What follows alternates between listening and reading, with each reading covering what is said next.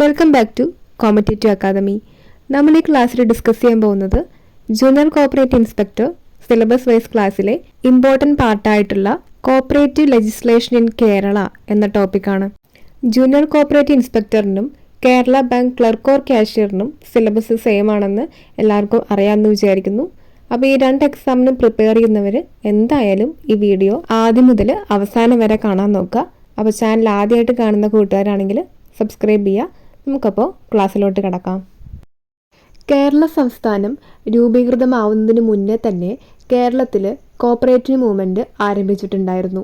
അതുകൊണ്ട് തന്നെ pre 1956 and post 1956 എന്നിങ്ങനെ കേരള സംസ്ഥാനം രൂപീകൃതമാവുന്നതിന് മുന്നേയുള്ള കോപ്പറേറ്റീവ് ലെജിസ്ലേഷൻ, കേരള സംസ്ഥാനം രൂപീകൃതമായതിനു ശേഷമുള്ള കോപ്പറേറ്റീവ് ലെജിസ്ലേഷൻ എന്നിങ്ങനെ രണ്ട് പാർട്ടായിട്ടാണ് നമ്മൾ കോപ്പറേറ്റീവ് ലെജിസ്ലേഷൻ ഇൻ കേരള എന്ന ടോപ്പിക്ക് പഠിക്കാൻ പോകുന്നത്.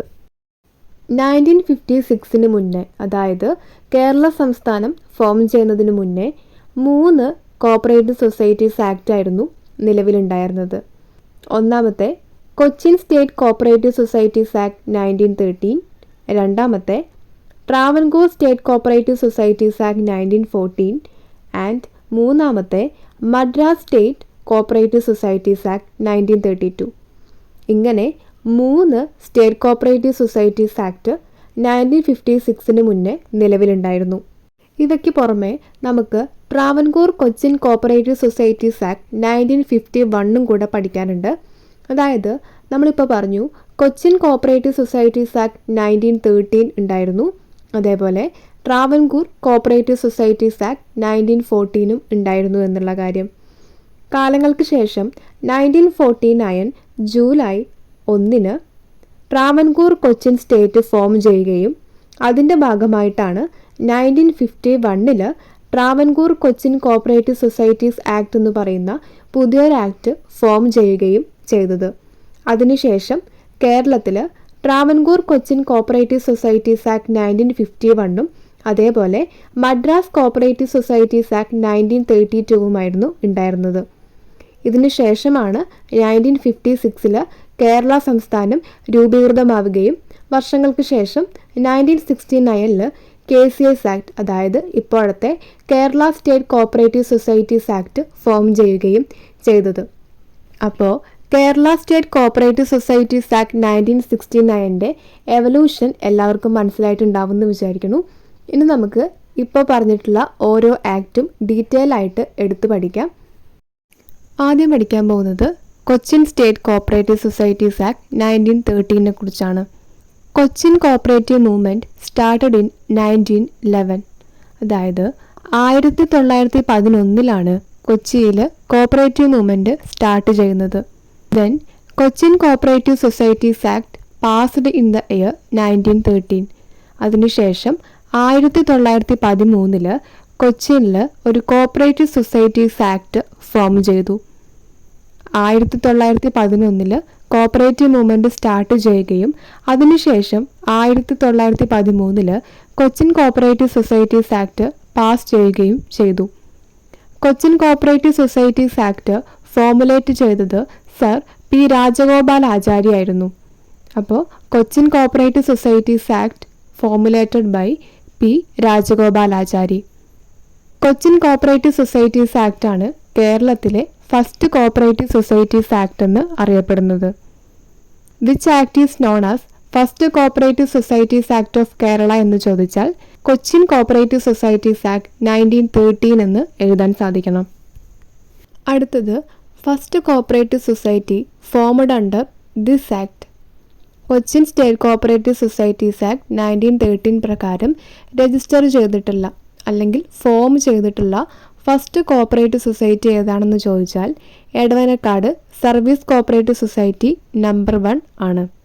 അപ്പോൾ first cooperative society formed under Cochin state cooperative societies act എന്ന് ചോദിച്ചാൽ എടവനക്കാട് സർവീസ് കോപ്പറേറ്റീവ് സൊസൈറ്റി.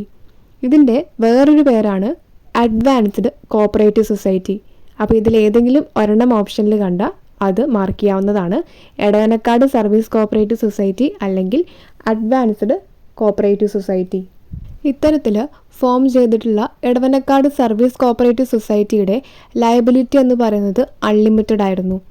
അപ്പോൾ ഈ സൊസൈറ്റി ഫോം ചെയ്ത സമയത്ത് ലയബിലിറ്റി അൺലിമിറ്റഡ് ആയിരുന്നു. എടവനക്കാട് സർവീസ് കോപ്പറേറ്റീവ് സൊസൈറ്റിയുടെ ഇപ്പോഴത്തെ പേര് Edavanakkad service cooperative bank limited number 1 എന്നാണ്. അപ്പോൾ ഫോം ചെയ്ത സമയത്ത് Edavanakkad service cooperative society number 1 ആയിരുന്നു. അത് അൺലിമിറ്റഡ് ലയബിലിറ്റി ആയിരുന്നു. ഇപ്പോൾ അറിയപ്പെടുന്നത് Edavanakkad service cooperative bank limited number 1 ആണ്. കൂടെ തന്നെ പഠിച്ചു വയ്ക്കുക, ഇപ്പോൾ എടവനക്കാട് സർവീസ് കോപ്പറേറ്റീവ് ബാങ്കിൻ്റെ ലയബിലിറ്റി എന്ന് പറയുന്നത് ലിമിറ്റഡ് ആണ്. ഫോം ചെയ്യുമ്പോൾ അൺലിമിറ്റഡ് ആയിരുന്നെങ്കിലും ഇപ്പോൾ ലിമിറ്റഡ് ആണ്. 1914 May 16 Edavanakkad service cooperative society form ചെയ്തത്. അപ്പോൾ 1911 കൊച്ചിയിൽ കോപ്പറേറ്റീവ് മൂവ്മെൻറ്റ് സ്റ്റാർട്ട് ചെയ്തു. 1913 Cochin state cooperative societies act വന്നു. ദെൻ ഒരു വർഷത്തിന് ശേഷം ഈ ആക്ട് പ്രകാരം ആദ്യമായിട്ടൊരു സൊസൈറ്റി ഫോം ചെയ്തു. 1914 ഈ society Edavanakkad service cooperative society form ചെയ്തത്. ഇത്രയും കാര്യങ്ങൾ ഓർത്തു വയ്ക്കുക. എടവനക്കാട് സർവീസ് കോപ്പറേറ്റീവ് ബാങ്കിൻ്റെ ഫസ്റ്റ് പ്രസിഡന്റ് ഇക്കണ്ട വാര്യർ ആയിരുന്നു. അപ്പോൾ first president of Edavanakkad service cooperative bank എന്ന് ചോദിച്ചാൽ ഇക്കണ്ട വാര്യർ ആണ് answer. Cochin state cooperative societies act 1913 കൂടുതലായിട്ടും പ്രയോറിറ്റി കൊടുത്തിട്ടുണ്ടായിരുന്നത് കോട്ടേജ് ഇൻഡസ്ട്രീസിനായിരുന്നു. അപ്പോൾ priority given by Cochin state cooperative societies act cottage industries. Cochin state cooperative societies act പ്രകാരം രജിസ്റ്റർ ചെയ്തിട്ടുള്ള അല്ലെങ്കിൽ ഫോം ചെയ്തിട്ടുള്ള രണ്ടാമത്തെ കോപ്പറേറ്റീവ് സൊസൈറ്റിയാണ് സെൻട്രൽ കോപ്പറേറ്റീവ് ബാങ്ക്. ഈ സെൻട്രൽ കോപ്പറേറ്റീവ് ബാങ്ക് തൃശ്ശൂരാണ് ഉള്ളത്. അപ്പോൾ ആദ്യത്തെ society Edavanakkad service cooperative society Vypinkara Ernakulam. Second cooperative society central cooperative bank Thrissur. അടുത്തത് കൊച്ചിൻ കോപ്പറേറ്റീവ് ഇൻസ്റ്റിറ്റ്യൂട്ടിനെ കുറിച്ചാണ് പറയാൻ പോകുന്നത്. കൊച്ചിൻ കോപ്പറേറ്റീവ് ഇൻസ്റ്റിറ്റ്യൂട്ട് ഫോം ചെയ്തത് 1930 അപ്പോൾ 1930 ഫോം ചെയ്ത ഇൻസ്റ്റിറ്റ്യൂട്ടാണ് കൊച്ചിൻ കോപ്പറേറ്റീവ് ഇൻസ്റ്റിറ്റ്യൂട്ട്. ഇതുമായി റിലേറ്റ് ചെയ്തിട്ട് ഓർത്തു വയ്ക്കേണ്ട വേറൊരു ക്വസ്റ്റ്യൻ ആണ് കൊച്ചിൻ കോപ്പറേറ്റീവ് ഇൻസ്റ്റിറ്റ്യൂട്ടിൻ്റെ മാഗസിൻ്റെ പേര്. സഹകരണ പ്രബോധിനിയാണ് കൊച്ചിൻ കോപ്പറേറ്റീവ് ഇൻസ്റ്റിറ്റ്യൂട്ട് പബ്ലിഷ് ചെയ്യുന്ന മാഗസിൻ. ഇതെല്ലാവരും ഓർത്തു വയ്ക്കുക. എല്ലാവർക്കും അറിയുന്നുണ്ടാവും, എന്നാലും അറിയാത്തവരുണ്ടെങ്കിൽ കറക്റ്റ് നോട്ട് ചെയ്ത് വയ്ക്കുക. പല എക്സാമിനും ഈ ക്വസ്റ്റ്യൻ റിപ്പീറ്റഡ് ആയി ചോദിച്ചു കണ്ടിട്ടുണ്ട്. അപ്പോൾ കൊച്ചിൻ കോപ്പറേറ്റീവ് ഇൻസ്റ്റിറ്റ്യൂട്ടിൻ്റെ മാഗസിനാണ് സഹകരണ പ്രബോധിനി. അടുത്തത് Travancore state cooperative societies act 1914 കുറിച്ചാണ് പഠിക്കാൻ പോകുന്നത്. Travancore state cooperative societies act passed in the year 1914. 1914 March 3 Travancore state cooperative societies act pass ചെയ്തത്. ട്രാവൻകൂർ സ്റ്റേറ്റിലെ ആദ്യത്തെ രജിസ്ട്രാർ ആയിരുന്നു സി ഗോവിന്ദപിള്ളൈ. അപ്പോൾ first RCS in the state of Travancore എന്ന് ചോദിച്ചാൽ C Govindapillai. Travancore state cooperative societies act introduce ചെയ്തത് മൂലം തിരുനാൾ രാമവർമ്മയാണ്. This act is introduced by Moolam Thirunal Ramavarma. Travancore state form ചെയ്യുന്ന സമയത്ത് ഫസ്റ്റ് RCS ആരാണെന്ന് ചോദിച്ചാൽ സി ഗോവിന്ദപിള്ളൈ. അതേപോലെ തന്നെ പഠിച്ചു വയ്ക്കേണ്ട വേറൊരു ക്വസ്റ്റ്യൻ ആണ് 1914 മാർച്ച് 3 ഈ ആക്ട് പാസ് ചെയ്യുന്ന സമയത്തെ ട്രാവൻകൂർ സ്റ്റേറ്റിലെ ദിവാൻ ആരായിരുന്നു എന്നുള്ള ക്വസ്റ്റ്യൻ. അപ്പോൾ ദിവാന്റെ പേരാണ് M. കൃഷ്ണൻ നായർ. അപ്പോൾ ദിവാൻ പഠിച്ചു M. Krishnan Nair. Act introduce ചെയ്തത് മൂലം തിരുനാൾ രാമവർമ്മയാണെന്ന് പഠിച്ചു. അതേപോലെ ട്രാവൻകൂർ സ്റ്റേറ്റിലെ ഫസ്റ്റ് RCS സി ഗോവിന്ദപിള്ളയാണെന്നും പഠിച്ചു. Travancore state cooperative societies act പ്രകാരം different types of societies register ചെയ്ത് പ്രവർത്തിക്കുന്നുണ്ടായിരുന്നു. അതായത് marketing societies, daily wages earners societies, employee societies തുടങ്ങിയ different types of societies Travancore state cooperative societies act പ്രകാരം രജിസ്റ്റർ ചെയ്തിട്ടുണ്ടായിരുന്നു. കൊച്ചിൻ കോപ്പറേറ്റീവ് സൊസൈറ്റീസ് ആക്ട് പ്രകാരം നോൺ അഗ്രികൾച്ചർ, അഗ്രികൾച്ചർ എന്നിങ്ങനെ 2 types of societies മാത്രമായിരുന്നു പ്രവർത്തിക്കുന്നുണ്ടായിരുന്നത്. ഇതിൽ കൂടുതലും അഗ്രികൾച്ചറിനായിരുന്നു അവർ പ്രാധാന്യം കൊടുത്തിട്ടുണ്ടായിരുന്നത്. എന്നാൽ ഈ ആക്ട് ഫോം ചെയ്തതോടുകൂടെ different types of societies form ചെയ്യാനും പ്രവർത്തിക്കാനും ആരംഭിച്ചു. Travancore state cooperative societies act പ്രകാരം ആദ്യമായിട്ട് രജിസ്റ്റർ ചെയ്തിട്ടുള്ള സൊസൈറ്റിയാണ് Trivandrum central cooperative bank. Register ചെയ്ത ഇയർ 1915 നവംബർ 23. 1915 നവംബർ 23-നാണ് Trivandrum central cooperative bank register ചെയ്യുന്നത്. ഫംഗ്ഷൻ സ്റ്റാർട്ട് ചെയ്തത് 1916 നവംബർ 18 മുതൽക്കാണ്. ഈ ട്രിവാൻഡ്രം സെൻട്രൽ കോഓപ്പറേറ്റീവ് ബാങ്കിൻ്റെ ഇനീഷ്യൽ ഷെയർ ക്യാപിറ്റൽ എന്ന് പറയുന്നത് 1,00,000 രൂപയായിരുന്നു. ഈ ട്രിവാൻഡ്രം സെൻട്രൽ കോഓപ്പറേറ്റീവ് ബാങ്കായിരുന്നു പിന്നീട് നമ്മുടെ ഇപ്പോഴത്തെ കേരള ബാങ്കായിട്ട് മാറിയത്. പിന്നീട് 1943 ഈ Trivandrum central cooperative bank Travancore central cooperative ബാങ്കായിട്ട് കൺവേർട്ട് ചെയ്തു. അതിനുശേഷം 1954 ഇതിൻ്റെ പേര് Travancore Cochin central cooperative bank എന്നാക്കി മാറ്റി.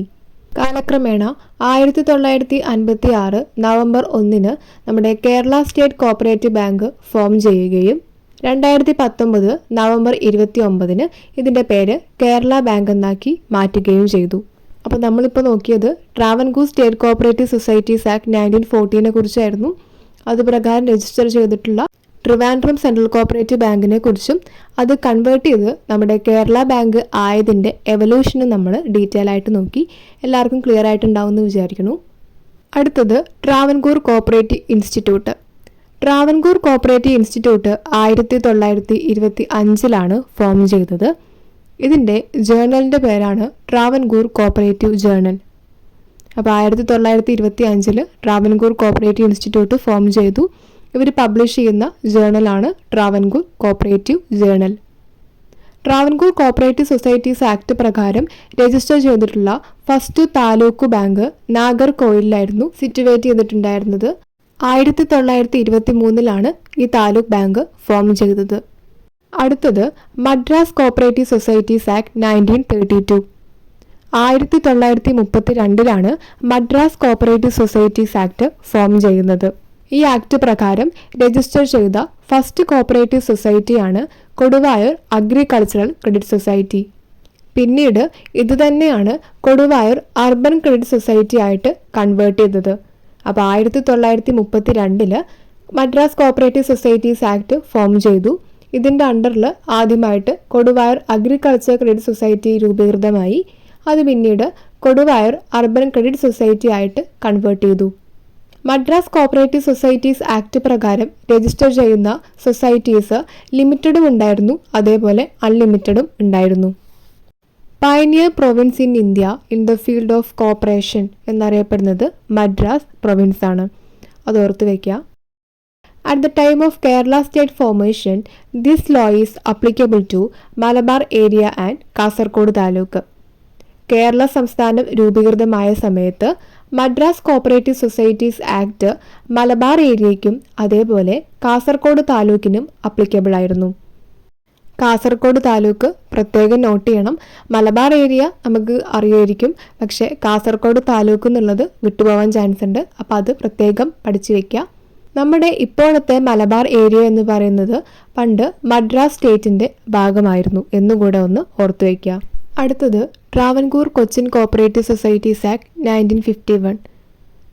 ഈ ആക്ട് പാസ് ചെയ്ത year 1951 came into force എന്ന് ചോദിച്ചാൽ 1952. ആക്ട് നമ്പർ കൂടെ ഓർത്ത് വയ്ക്കുക, 10/1952. നമ്മൾ പറഞ്ഞു 1949 ട്രാവൻകൂർ കൊച്ചിൻ സ്റ്റേറ്റ് ഫോം ചെയ്യുകയും അതിനുശേഷമാണ് 1951 Travancore Cochin cooperative societies act form ചെയ്തത്. ഈ കാര്യം ഓർത്തു വയ്ക്കുക. ഈ ആക്ട് പ്രകാരം ലിമിറ്റഡ് ലയബിലിറ്റി ഉള്ള സൊസൈറ്റീസിന് മാക്സിമം ഓഡിറ്റ് ഫീ 100 രൂപയും അൺലിമിറ്റഡ് ലയബിലിറ്റി ഉള്ള സൊസൈറ്റിക്ക് മാക്സിമം ഓഡിറ്റ് ഫീ 50 രൂപയും ആയിരുന്നു. അതേപോലെ ഈ ആക്ട് പ്രകാരം ഒരു സൊസൈറ്റി രജിസ്റ്റർ ചെയ്ത് 6 വർഷം വരെ ആ സൊസൈറ്റിക്ക് ഓഡിറ്റ് ഫീ കൊടുക്കേണ്ട ആവശ്യമുണ്ടായിരുന്നില്ല. എക്സംഷൻ ഉണ്ടായിരുന്നു. അപ്പോൾ രജിസ്ട്രേഷൻ തൊട്ട് 6 വർഷം വരെയായിരുന്നു ഓഡിറ്റ് ഫീയിലുള്ള എക്സംഷൻ ഉണ്ടായിരുന്നത്. അപ്പോൾ ഇന്നത്തെ ക്ലാസ്സിൽ നമ്മൾ കൊച്ചിൻ കോഓപ്പറേറ്റീവ് സൊസൈറ്റീസ് ആക്ടിനെ കുറിച്ചും ട്രാവൻകൂർ കോഓപ്പറേറ്റീവ് സൊസൈറ്റീസ് ആക്ടിനെ കുറിച്ചും മദ്രാസ് കോഓപ്പറേറ്റീവ് സൊസൈറ്റീസ് ആക്ടിനെ കുറിച്ചും അവസാനമായി ട്രാവൻകൂർ കൊച്ചിൻ കോഓപ്പറേറ്റീവ് സൊസൈറ്റീസ് ആക്ടിനെ കുറിച്ചും ഡീറ്റെയിൽ ആയിട്ട് പഠിച്ചു. അതേപോലെ കേരളത്തിൽ കോഓപ്പറേറ്റീവ് മൂവ്മെൻറ്റ് എങ്ങനെയായിരുന്നു എന്നുള്ള കാര്യം ഡീറ്റെയിൽ ആയിട്ട് നോക്കിയിട്ടുണ്ട്.